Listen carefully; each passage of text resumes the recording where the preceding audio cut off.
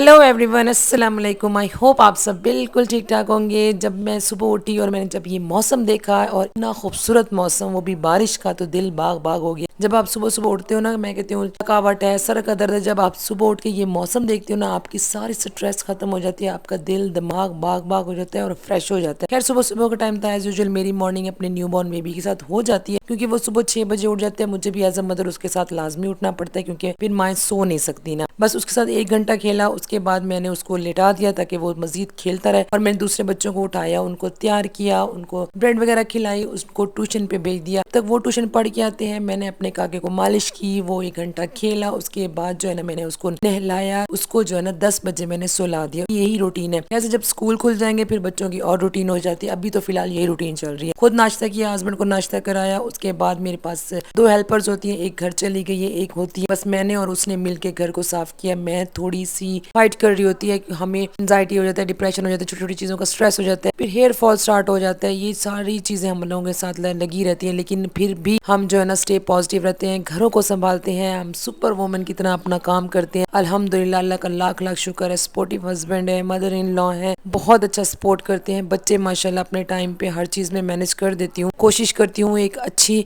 House wife बनने की। ये तो डिपेंड करता है कि हस्बैंड उस चीज़ को मानते हैं या नहीं मानते। खैर, वो मानते भी है ना। बस इस तरह जो है ना वो मेरा पूरा दिन निकल जाता है स्लोली स्लोली। आप लोगों के साथ दोपहर की रूटीन, शाम की रूटीन, रात की रूटीन, ये सारी चीज़ें जो है ना मैं आप लोगों के साथ, सी सेक्शन के बाद डिप्रेशन, एंजाइटी एक कॉमन हिस्सा है। पहले हम प्रेगनेंसी में ये चीज़ें फेस करते हैं, उसके बाद डिलीवरी के बाद फिर दोबारा हमें ये चीज़ें फेस करनी पड़ती हैं, क्योंकि हार्मोन इतने फ्लक्चुएट हो रहे होते हैं बॉडी बहुत सी चीज़ों से। तो शायद हम एक्सपर्ट बहुत ज़्यादा हो जाते हैं या हम यूज टू बहुत ज़्यादा हो जाती है। हम फिर कोशिश करती हैं कि ना हर चीज़ एक्यूरेट रहे ना। जब मेरा पहले बेबी था ना, तो मुझे कुछ भी समझ नहीं आती थी कि मैंने क्या करना है, कोई गाइड करने वाला नहीं था। अम्मी बता देती, अम्मी अपने घर होती थी, मैं अपने घर होती थी, लेकिन फिर भी मुझे स्ट्रेस होता था, मुझे थोड़ी सी वहम होता था। लेकिन अब फिर सेकंड हुआ बेबी तो नहीं इतना वहम हुआ, थर्ड में इतना नहीं हुआ, लेकिन अब पता है कि ये चीज़ें नॉर्मल है। कुछ माएँ जो होती है ना वो घबरा जाती है। आई होप आप लोगों को मेरे व्लॉग जो है ना वो पसंद आएंगे, अंडरस्टैंड करेंगे, मेरे साथ रिलेट करेंगे और मुझे फॉलो करेंगे, सब्सक्राइब करेंगे, मुझे सपोर्ट करेंगे, लाइक करेंगे।